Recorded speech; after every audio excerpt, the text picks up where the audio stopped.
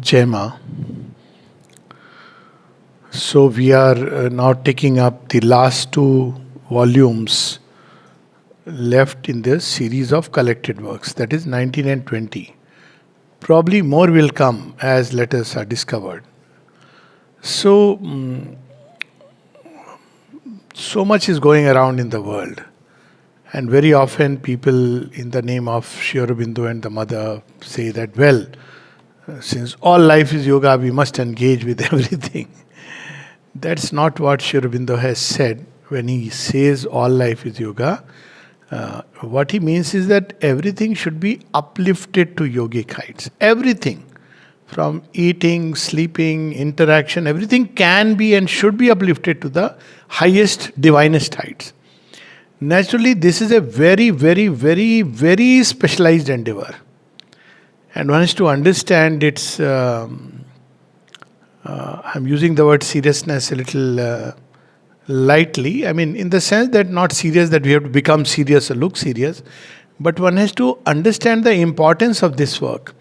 And especially when we know that there are very, very, very few people, if you take the worldwide, who are even thinking about engaging with a higher evolution. It's nothing less than that. And therefore, one should be careful. World, lot of things are going around under the pressure of the world forces, and under the pressure of the divine and the world forces. There is interaction, and one needs to understand that. And this understanding can only come not when we rush into it, into the world just as it is, but by stepping back, ascending, so that we can have a true look. We can look at it as divine would look at it, very simply. So it's a very special endeavor for which ashram has been made actually. This is the idea that while we are here, all the life, we are exposed to all the different currents of life in some measure or the other. But fortunately, in a controlled laboratory conditions.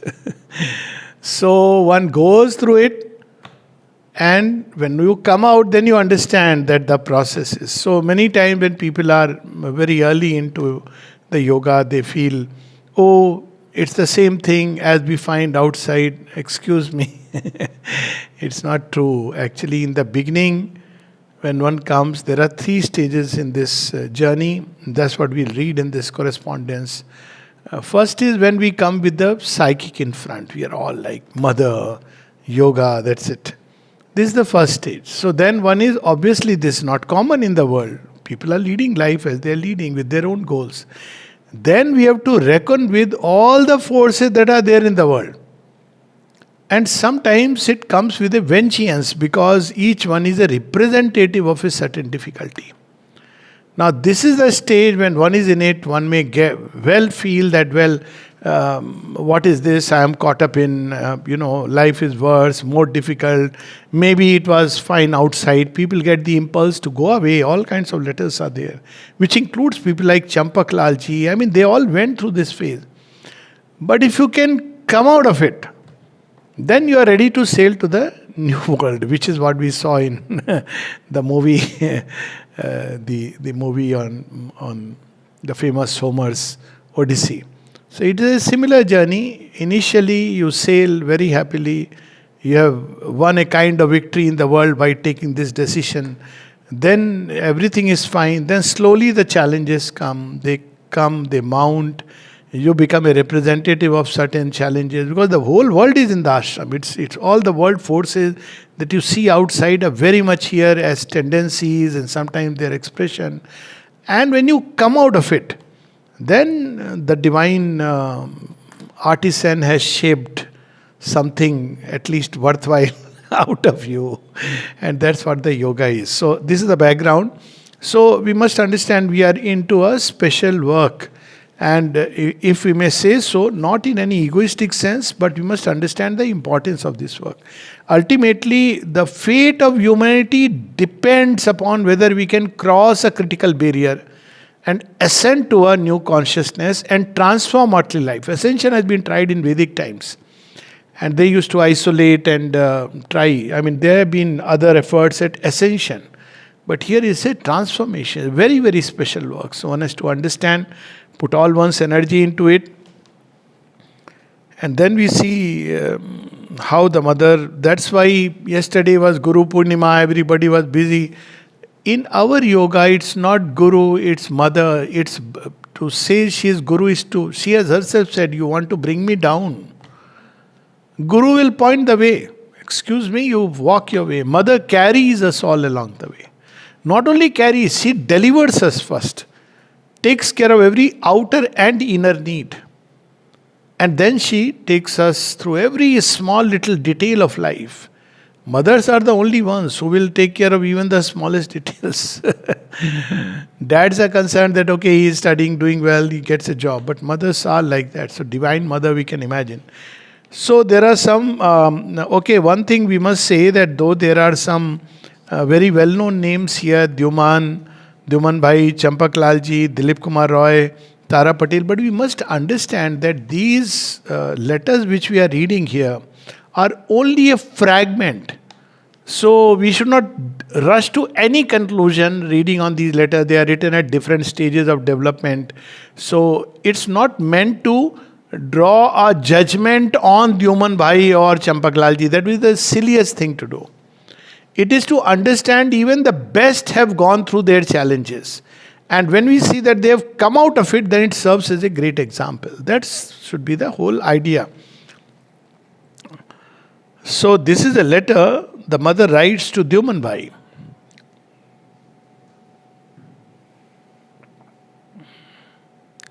Never kill lizards. They are most useful creatures. Without them, you would be devoured by the insects. Now, it's a very small thing. Is this yoga? Very much in every sphere of life, there is yoga. You feel afraid of a lizard, you don't like it, you are feeling repelled. Why? Because it doesn't look nice. So, we have to look at things from a little dispassionate point of view.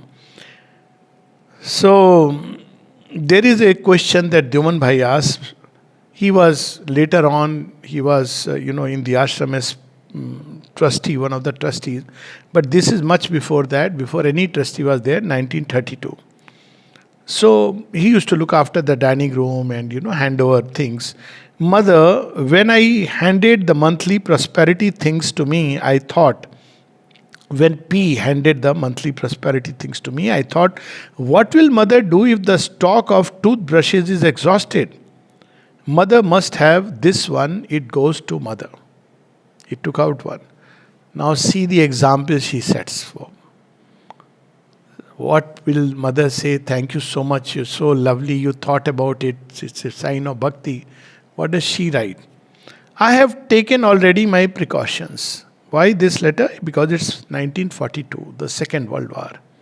So a lot of money, everything had gone skyrocketing. People were having literally, dal was dal, nothing, and very watery lentils, hardly anything. So once in a while when some tomato or potato will float, people used to say, today we had a feast. This is how the ashram at one stage people went through. So she says, I have taken already my precautions. What is the precaution normally people will take? I'll continue with the brush for a long time or keep. Since more than 4 months, I am using my finger as a toothbrush and find it quite convenient. So I am sending back your toothbrush. If you have no use for it, you can return it to the stores. This is the example.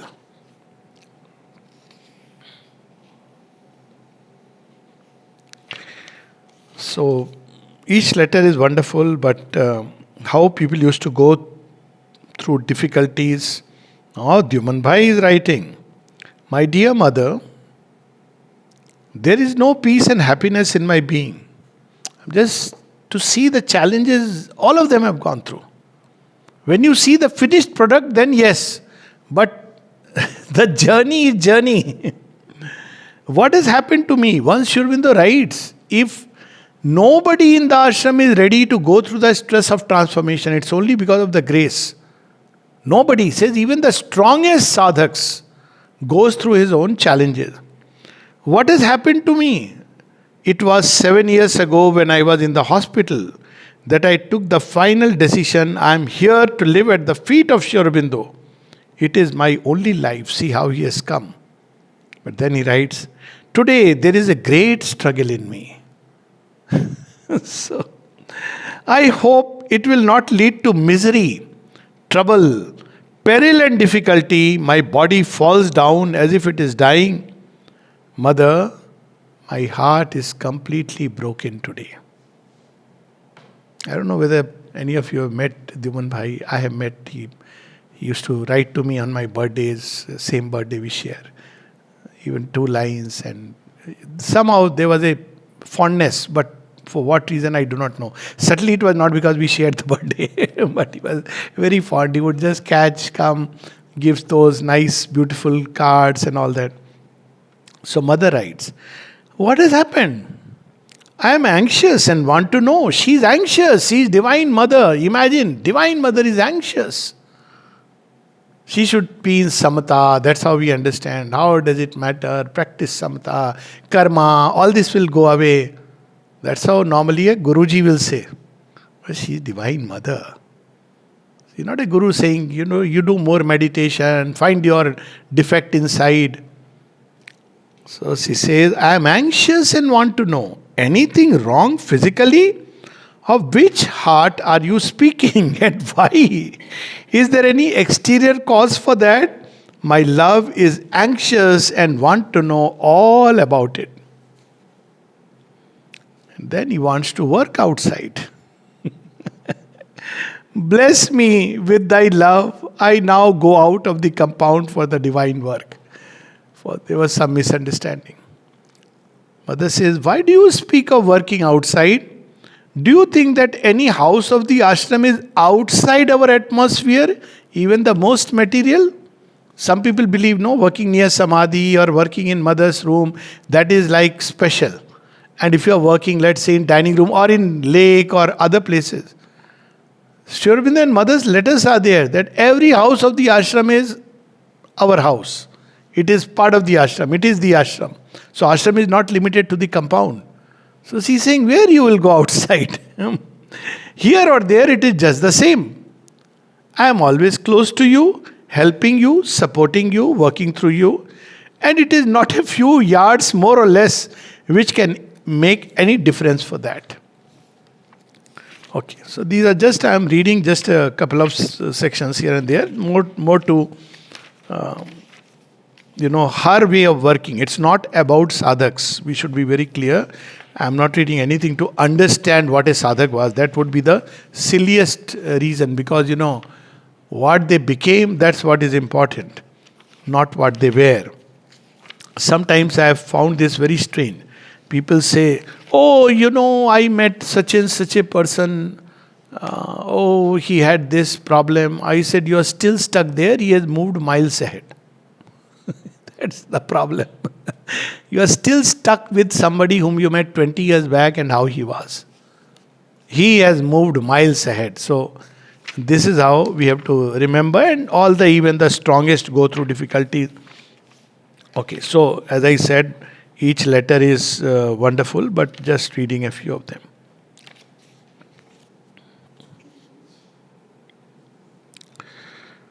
Okay. Page 119. I am just randomly selecting, so better not to. Page 119. So Dyuman Bhai asks, my dear mother, H has had one of her usual disturbances. She feels love for him, okay? She wants me to tell you on her behalf.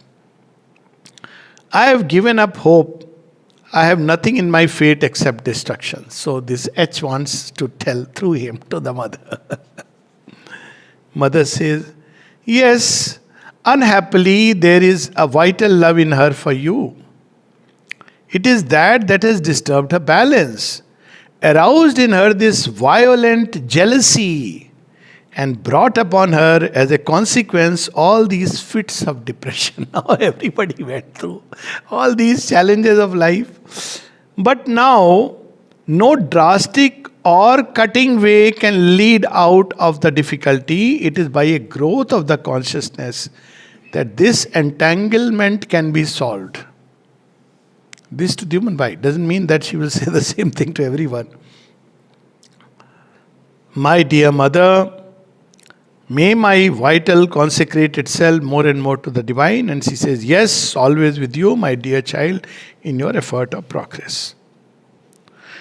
Then there is another letter which he asks about H, and he says, should I completely cut off all connection with her? And if required, I'll stop speaking with her in a friendly manner and cut off all connection with her. Mother's replied, no drastic measure of that kind would be of any use. On the contrary, it would make things worse.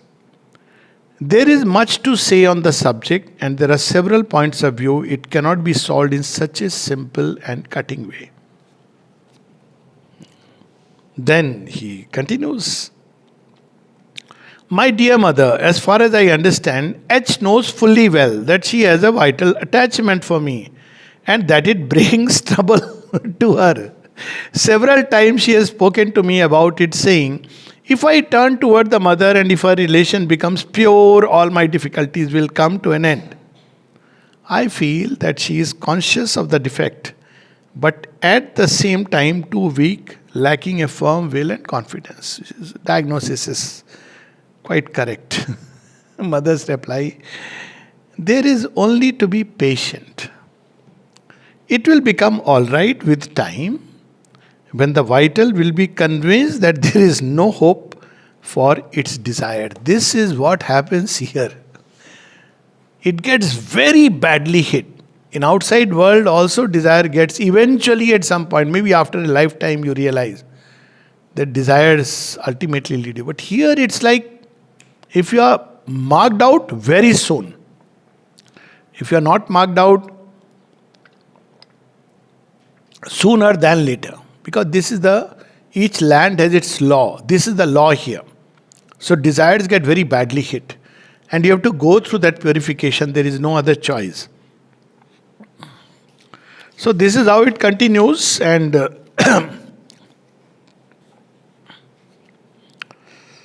my dear mother, jealousy prevails in Orome. Here I give you a letter from G and one from H. I have answered them both. Mother says, jealousy comes from a narrowness of the mind and a weakness of the heart. It is a great pity that so many are attacked by it. Your answers are all right. It was a very common, these problems were very common here. Not in one. So we are all like representative, we go through these challenges in a very, each in his own way. Okay. So that way, these are beautiful, interesting letters.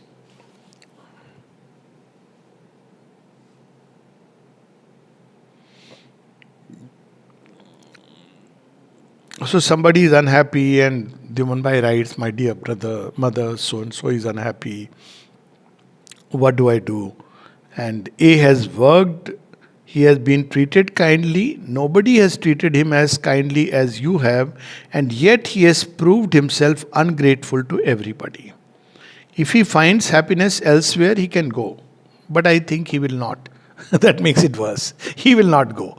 But he will remain unhappy. And everybody has been kind towards him, including the mother, her mother, of course. So mother's reply, each one carries his capacity of happiness in himself.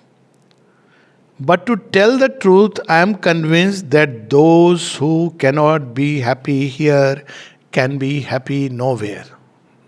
This is so true. Because with all the challenges, you have that supreme grace. You're bathing in that. And if one opens, otherwise, same problems will come. Maybe in a miniature way. That's true. But then, that seed of happiness, that rain of happiness will be missing.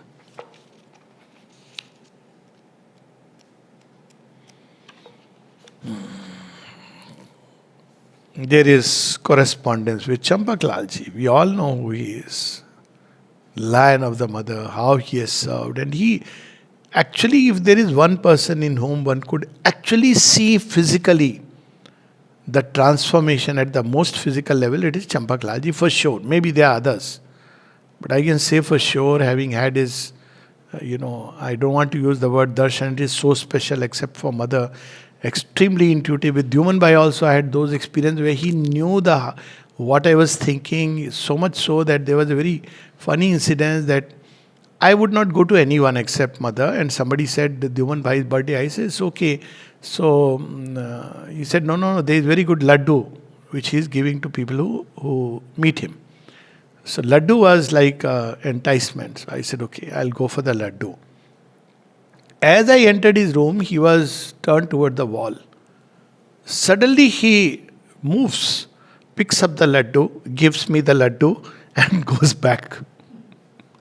No communication. That's it. I've had so many beautiful experiences with him. So with Champaklalji, my first meeting of Champaklalji, when I saw, again, Shurabindo's room, Champaklalji's room used to be right there where, next to it, his bathroom was converted into his room. And I was a bit hesitant initially. I said, yes, I know he is wonderful, but, Shurabindo, I don't want anything else. But still I went, everybody is going because he has served. So I said, must see somebody who has served.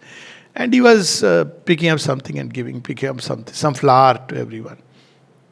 So as I went there, Kavita also was there, and the interesting part was Kavita was carrying.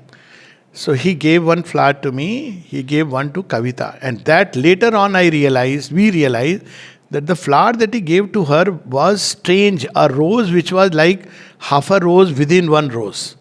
It was actually 1.5 roses, literally. Very strange. So anyway, so when I saw him, his body radiating light, and I was completely taken aback. I said, who is this? Where am I? And I tried to just keep looking in his eyes, very powerful eyes, and suddenly I could actually experience that lot of power, literally like, particles you send. So like those particles are entering my eyes and going there, and everything of mine vanished except a point in the heart. Nothing else. I was conscious of nothing else. And I said, no, I'll look into his eyes, but then I was not aware of anything except this point. And he would normally send away people immediately. Go. Nobody could stay like that.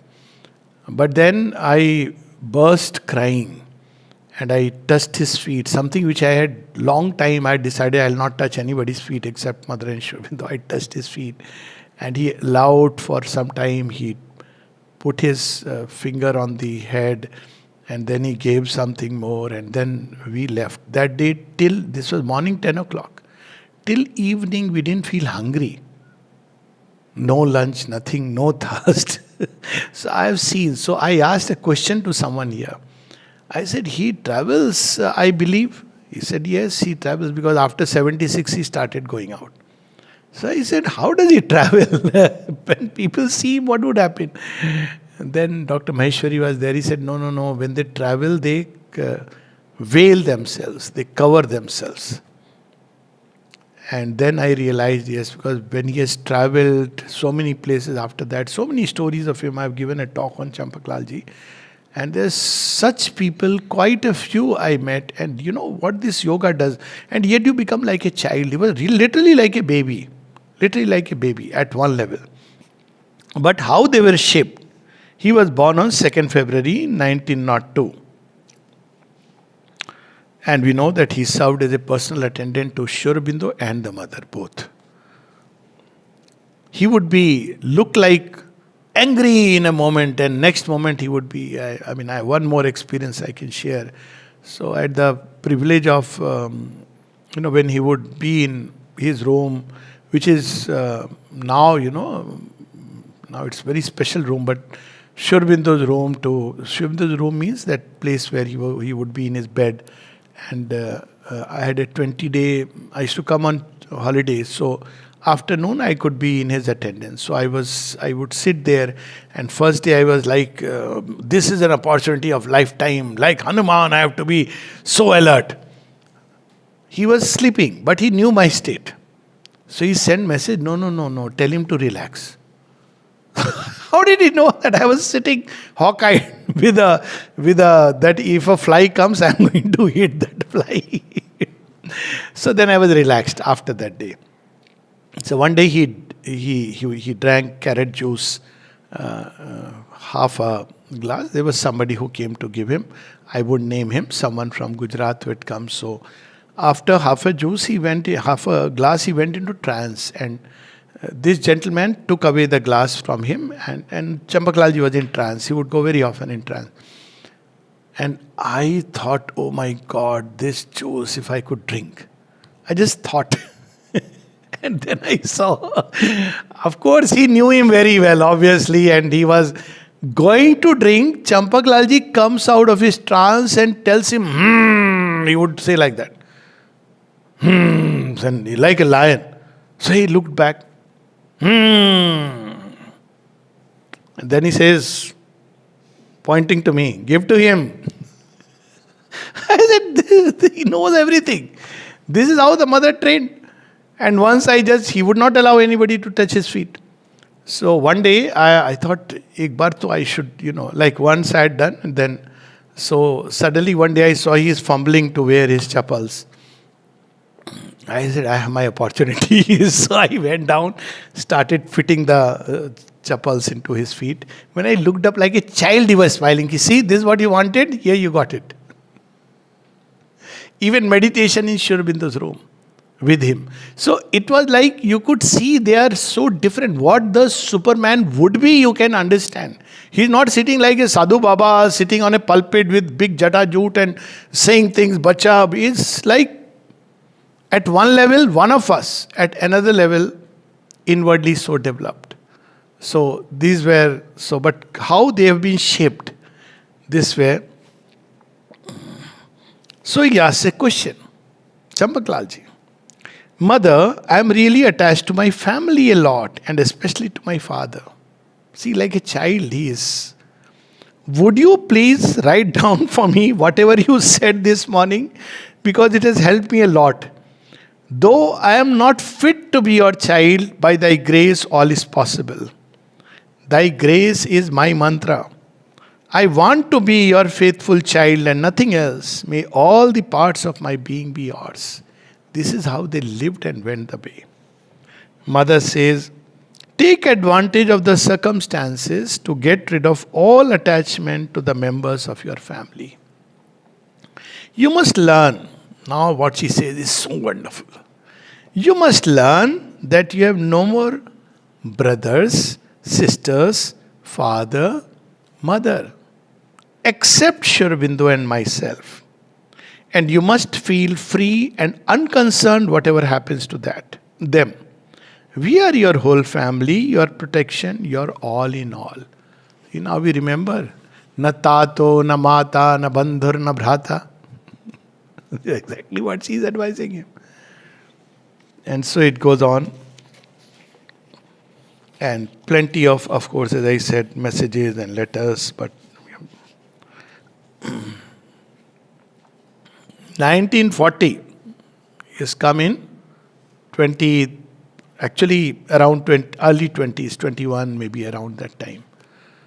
1940, after 19 years of in that service, see how these forces work.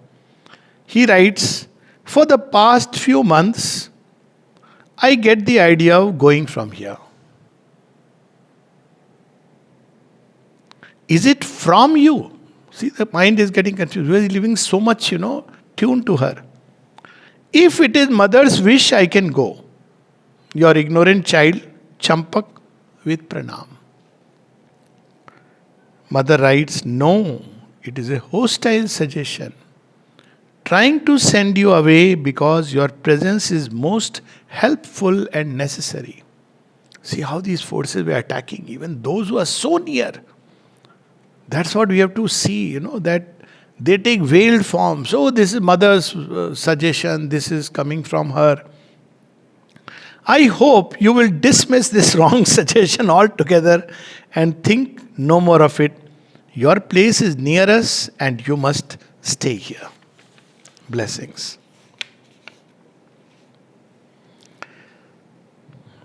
To Champak Lal for his birthday, and this applies to everyone.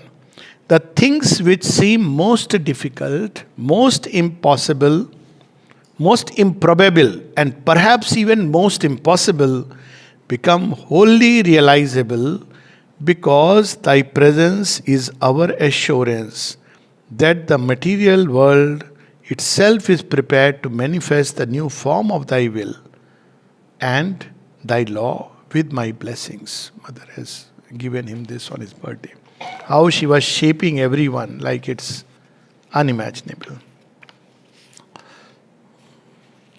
Then comes, we know, Dilip Kumar Roy, another difficult person. His story we all know.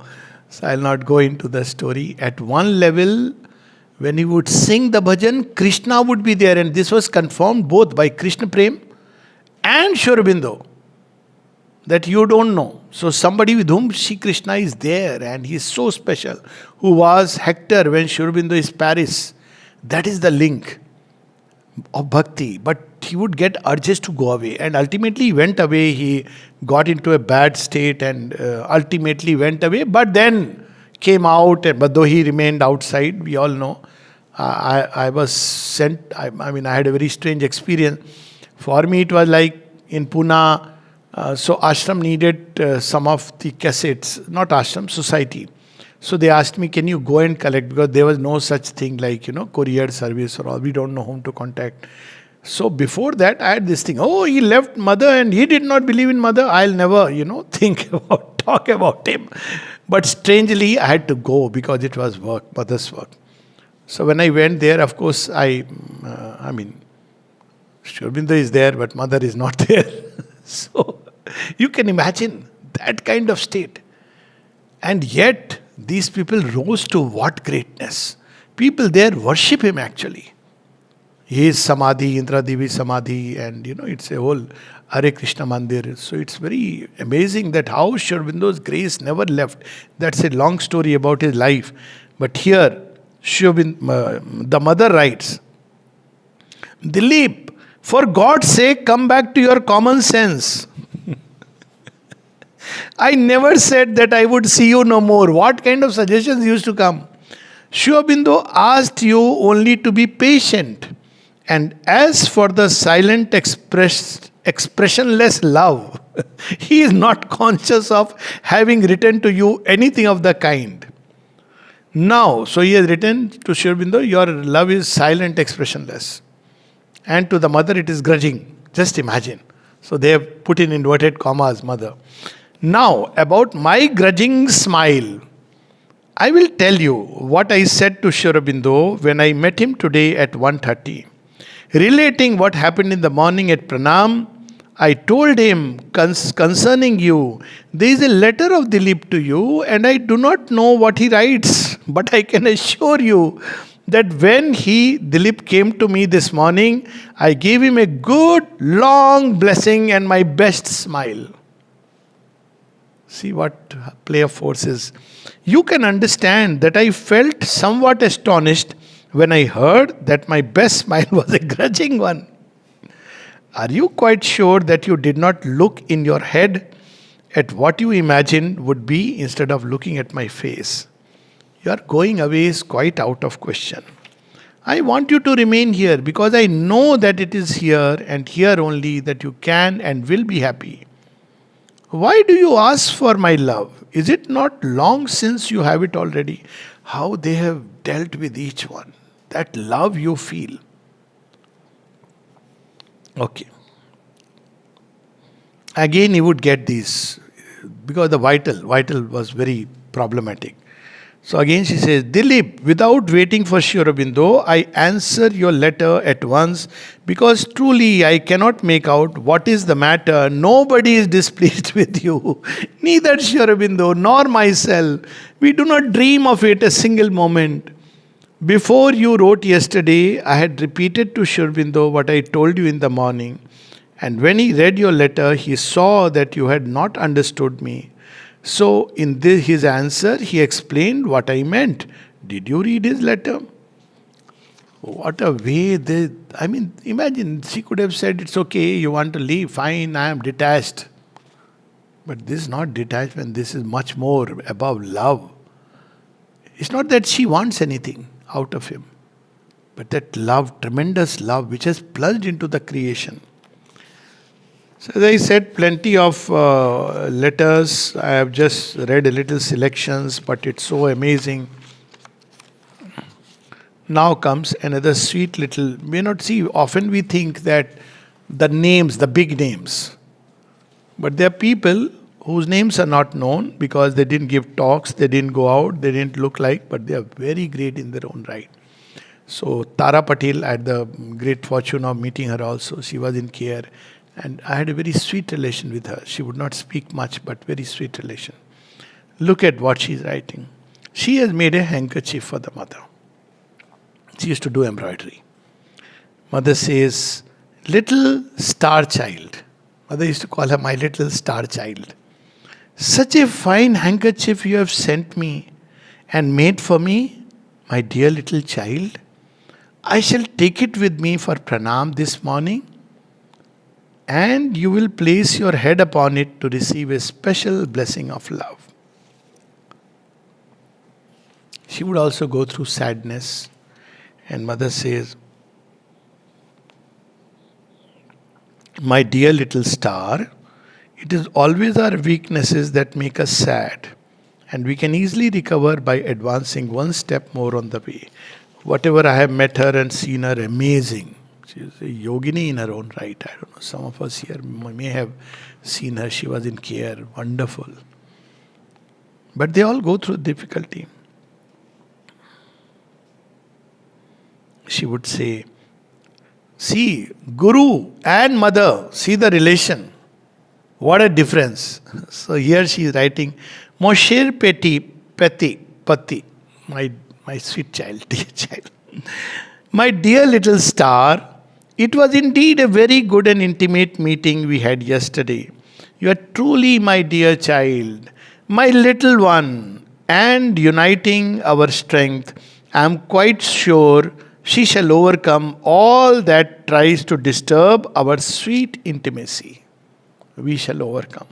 She's not saying you don't realize how important I am. We shall overcome. My love and blessings are always, always with you. I take you in my arms and keep you on my heart. Next day she writes, or after a few days she writes, "I would like to have news from you. Won't you write?" So when people ask, "Why do you want us to write? You know everything." She said, "No, it is to build a two-way communication bridge. When we write, so often people say, now why should we write? Because it builds a bridge with the mother. That's why it's important."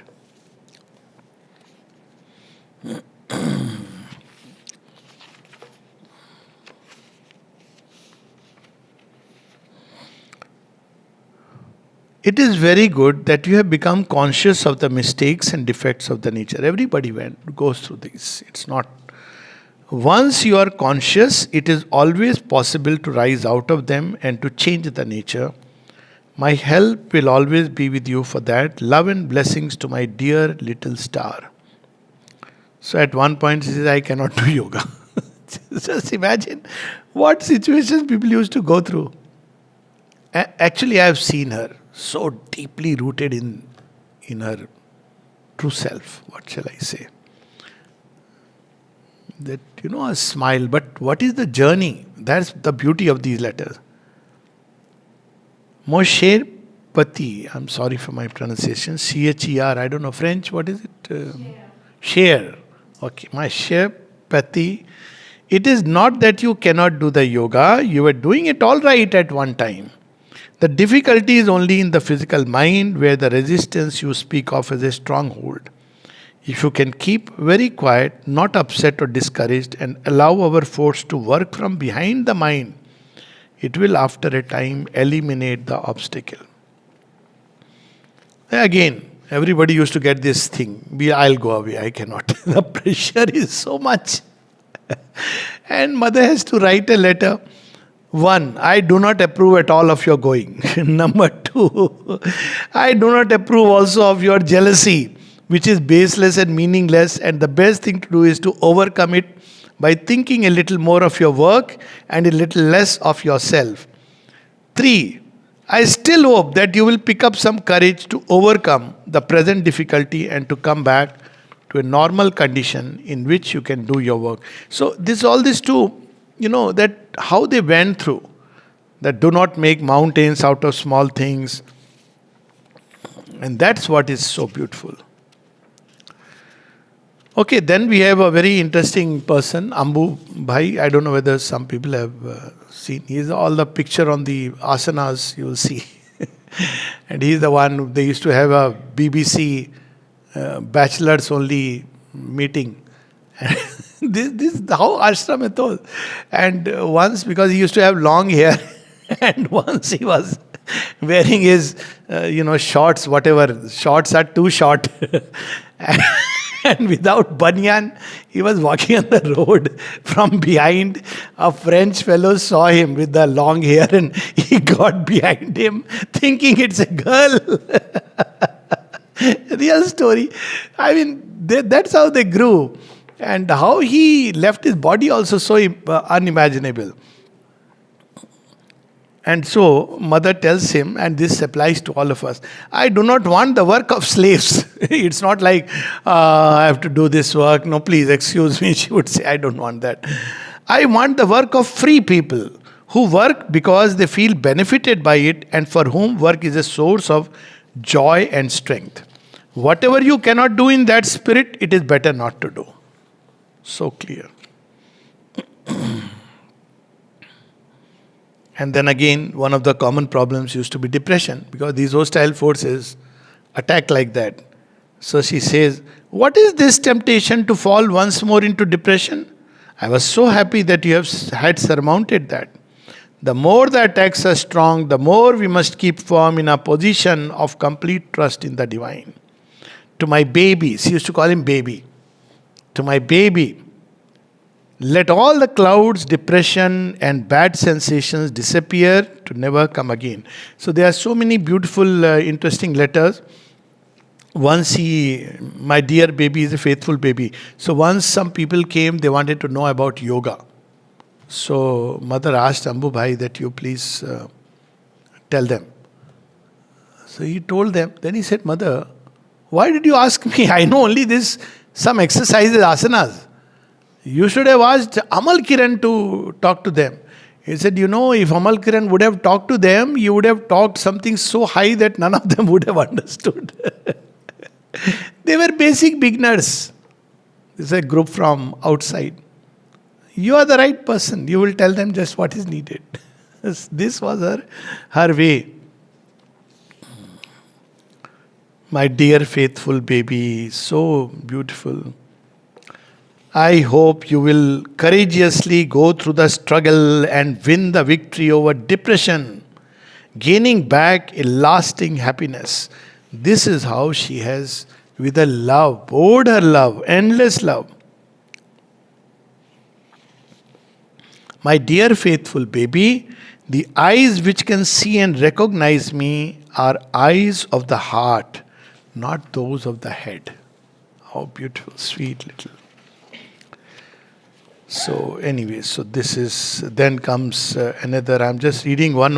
I mean, I feel the temptation sometimes, but well, people can read it. It's just a little touch here and there.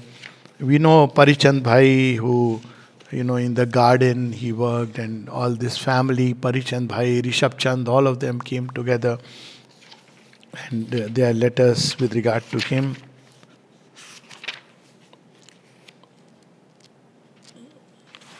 They have given a little introduction to, he worked as a gatekeeper, librarian and English teacher. He began working in the garden of the ashram's main building. So then he worked on the garden in the ashram.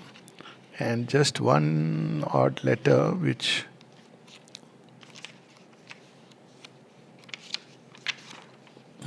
Here it is.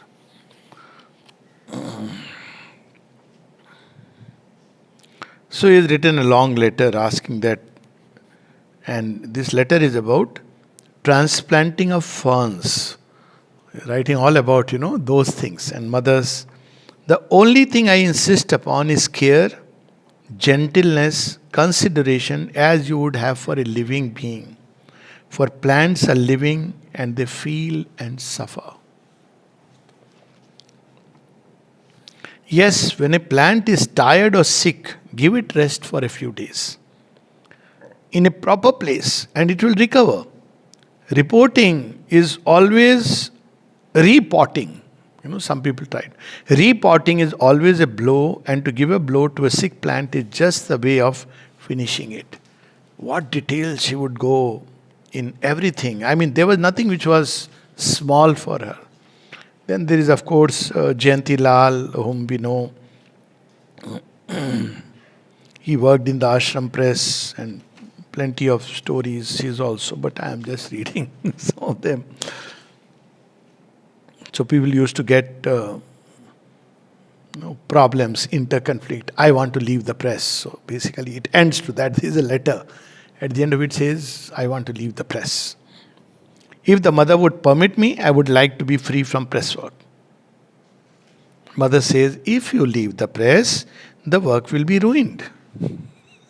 Just look at it. As soon as I have a moment free, I shall call you in the morning and we shall talk it over.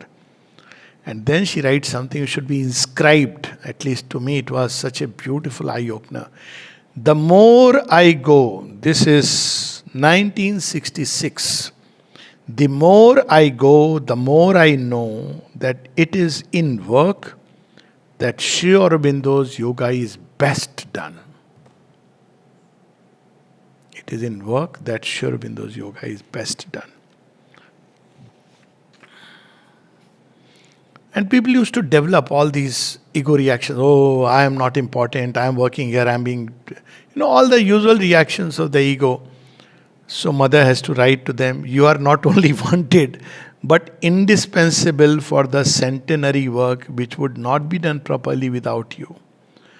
Because she has appointed some people already, but she has not yet told him.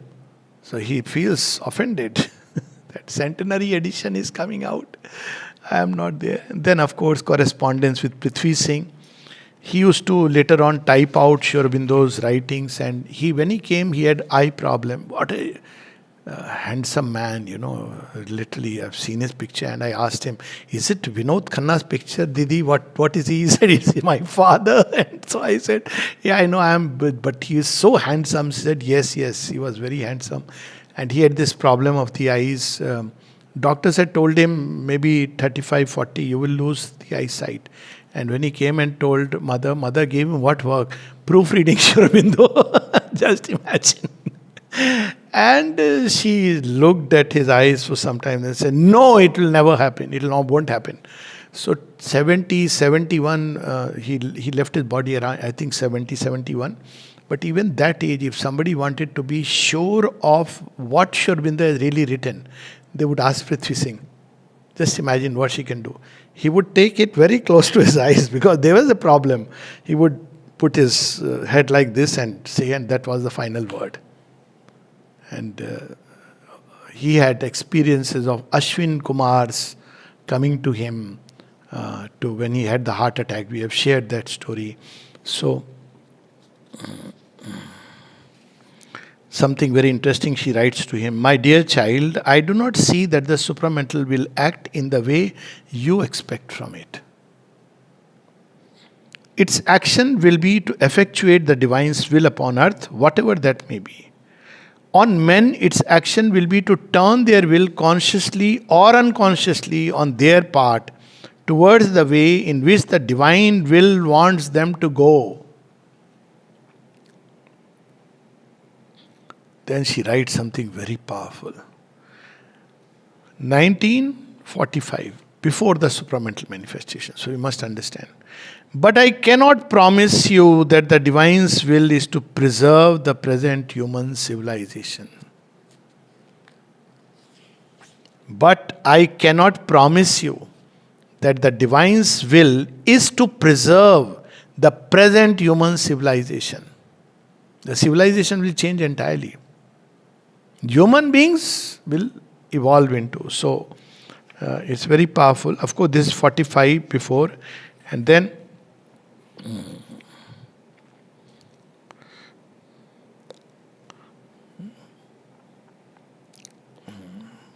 okay, one is very interesting. He would translate Savitri. Now, this I have been telling people, and nobody, so I am now quoting this authority because it was not there in the collected works earlier. Thank God it's here now.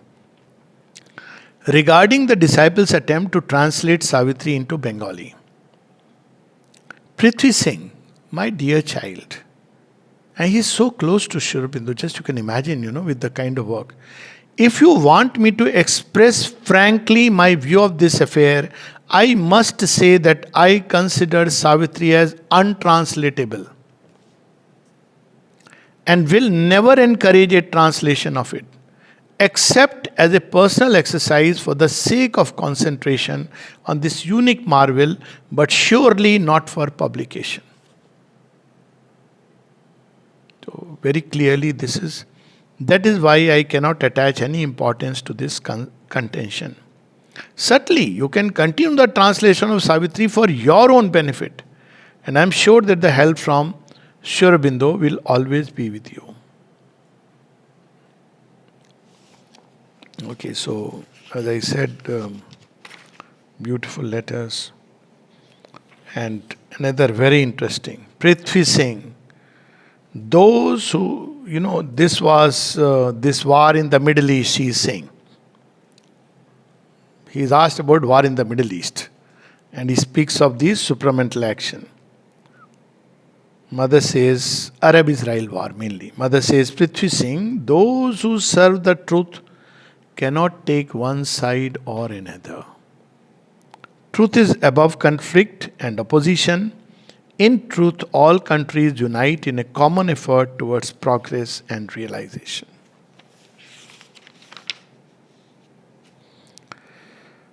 And then about music, she writes something which is very interesting and important. The role of music lies in helping the consciousness to uplift itself toward the spiritual heights. All that lowers the consciousness, all that, so-called music comes, encourages desires and excites the passion, runs counter to the true goal of music and ought to be avoided. And then, of course, I'm just reading one letter, last two probably. There is a letter to Indra Sen ji where he asks her, we all know Ashtar Di's father, and he was a psychologist. He has written a book on psychology, and then he asked her basic issues of Indian education. So she was asked, because all this took place recently, so it's very relevant. That's why I took it out. So he asked, 1. In view of the present and the future of national and international living, what is it that India should aim at in education? She says, prepare her children for the rejection of falsehood and the manifestation of truth. 2. By what steps should the country proceed to realize this high aim? Answer, very brief answers. Make matter ready to manifest the spirit. What is India's true genius and what is her destiny? To teach the world that matter is false and impotent unless it becomes the manifestation of the spirit. How does the mothers view progress of science and technology in India? She says, its only use is to make the material basis stronger, completer, and more effective for the manifestation of the spirit. The unity of all the nations is the compelling future of the world. But for the unity of all nations to be possible, each nation must first realize its own unity. Unity must be a living fact and not the imposition of an arbitrary rule. When India will be one, she will have spontaneously a language understood by all. Get out of conventions and insist on the growth of the soul. So what is the real problem? What illusions and delusions is our education today? She says the almost exclusive importance given to success, career and money. Insist on the paramount importance of the contact with the spirit and the growth and manifestation of truth of the being. Then of course, now we are toward the end, correspondence with Surendranath Jauhar. We all know who he is, Taradi's esteemed father. And She writes this very well known, it's there in collected works, but it's always good to read it again and again, because you'll say, nobody is with me, nobody supports me. He had this problem. He says, nobody understands what I'm doing. There's a whole interview, you'll find it somewhere on one of the channels, where there's an interview with Surendranath Jauhar, where he says that, Mother, where will I find this strength? She says, strength is in you. He says, nobody understands. Nobody is with me in this effort. So she says, Surendranath, never forget that you are not alone. The divine is with you, helping and guiding you. He is the companion who never fails, the friend whose love comforts and strengthens. More you feel lonely, more you are ready to perceive his luminous presence. Have faith and he will do everything for you. He had an amazing sense of humor, this for sure. Wonderful person. And of course, she gave so much love and care and attention to New Delhi, the Delhi ashram. And we know the name has changed of that road which takes to the ashram. The name is Shri Aurobindo Marg. So he used to tell people, see, whether I walk the path or not, I have made many people walk on Shri Aurobindo's path because of the name of the road. That sense of humor. Wonderful person. There is one odd letter, as I said last. Letter to Madam Maud Smith. I don't know who she was. They have given a brief description. 1910, she was born in the United States. Joined the ashram in 53 at the age of 42. So, mother writes to her, and everybody goes through the similar problems. Look at the sun and not at the darkness, and the darkness will melt to an insignificant fly. Applies to us, to the world, to everything. And I think last one is to Pradyot. Yes, this is the last. And Pradyot, he was born in August 1905, 21st August in Chittagong.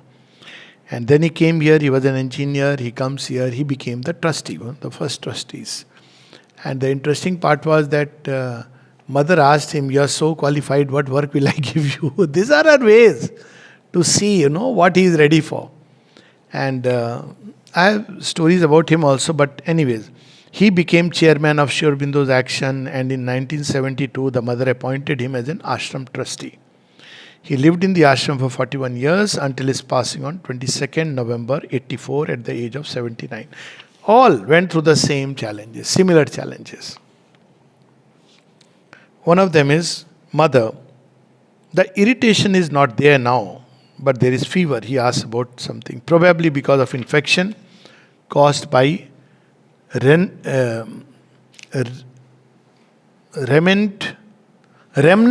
urine in the bladder, which has not been cleared as the flow is little.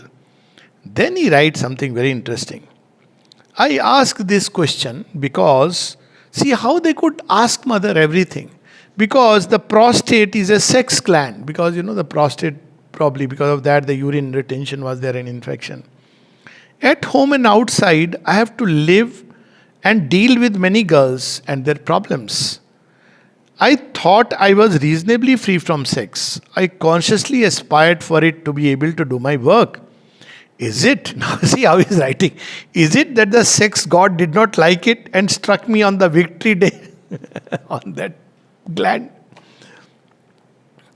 See how mother is writing, how the divine mother. Surely the sex god is not stronger than the divine love, and you can be assured that the divine's love is with you, and the sex god will have to behave properly. What a sense of humor she brings in.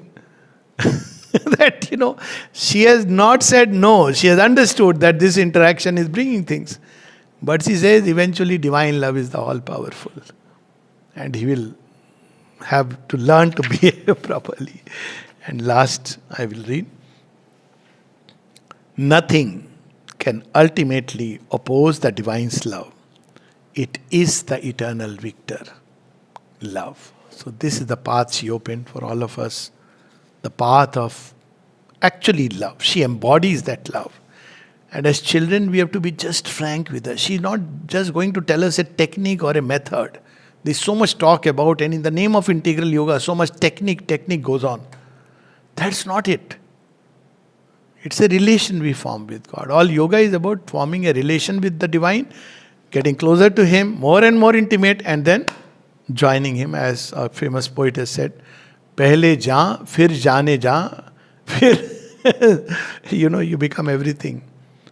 So that's the way the yoga proceeds. Whatever way, by writing, by speaking to her, form a relation, looking at her, and eventually you become increasingly one with her. Jai Ma.